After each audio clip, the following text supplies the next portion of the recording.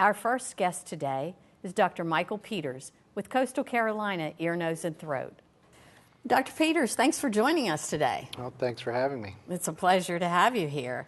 Now, I know that you're with Coastal Carolina ENT, and how long have you been with them? I've been with them for 2 months now, a little over 2 months. Little over 2 months. But I think you were here once before, is that correct? You were in the area and then you went off to do something else? I was in Little River, North Myrtle Beach area in solo practice for 6 years.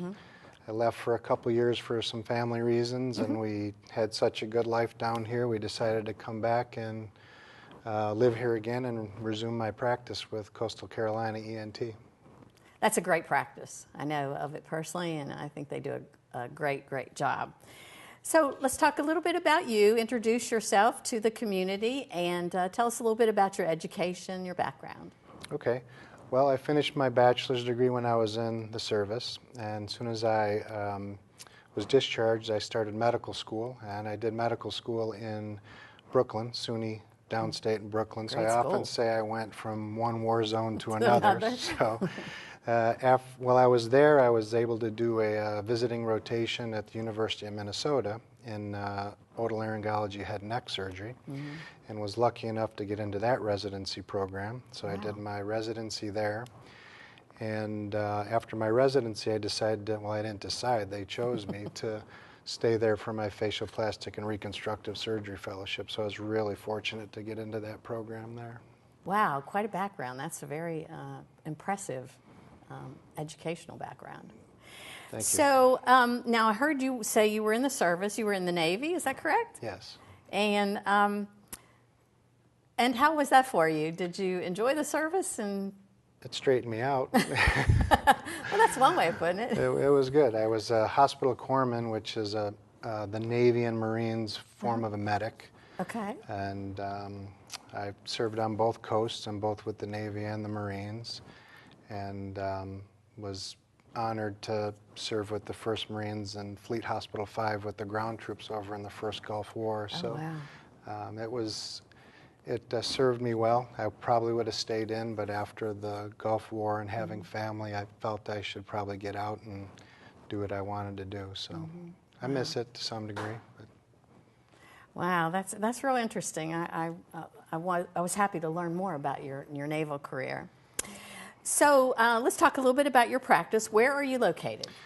Well, my primary location, actually the location I only see patients now, is in Little River, just over the border into South Carolina. We have other offices in Charlotte and an office in Whiteville where my partners go. And do you have privileges at one of the local hospitals? I do all of my inpatient procedures at Brunswick Novant Hospital. And I'll do some other outpatient procedures for locals down in a surgery center in South Carolina, but I probably do half of my procedures at Novant Brunswick. Great, great.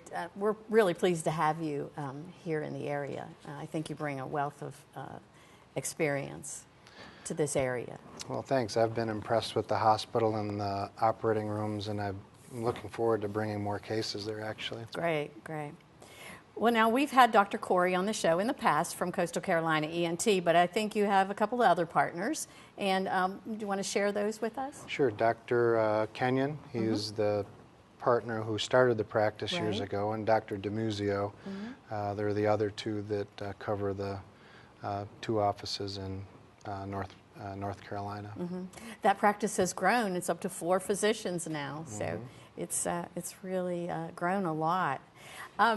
Some folks are not familiar with what an ENT doctor does or is, so do you want to talk a little bit about that for our viewers? Sure. It's the most difficult specialty to pronounce. Otolaryngology head and neck surgery is the formal terminology, but basically we treat diseases of the ears, the nose, the throat, pretty much everything above the neck, not including the brain, the spine, and the eyeballs themselves. And it's a pretty broad spectrum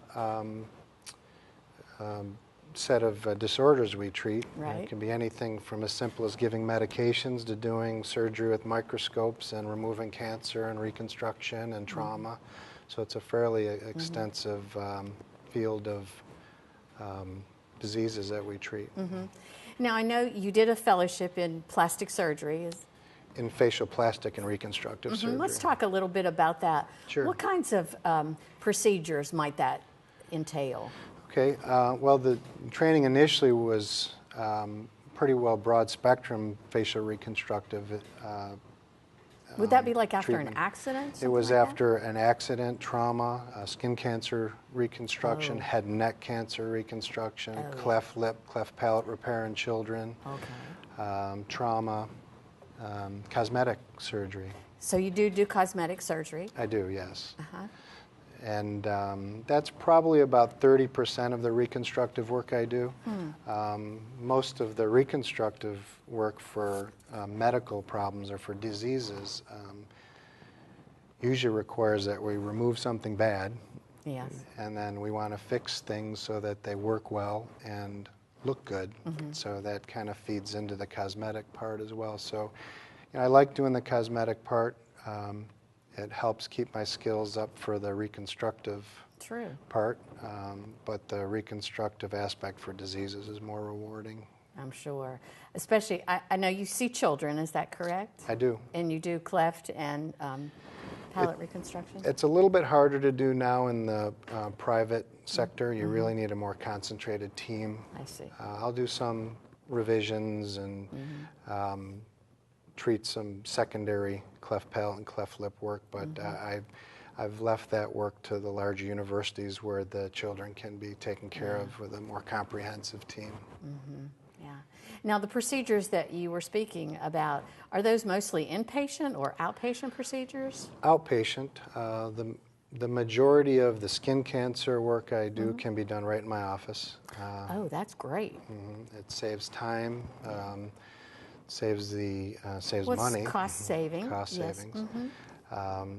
For people who aren't comfortable doing it in the office, we can do it in the hospital or outpatient Yeah, they don't want to surgery know what's setting. going on. Exactly. So rarely, if ever, does anybody have to spend more than a night in the hospital. But I'd say better than 95% of the patients are going home the same day.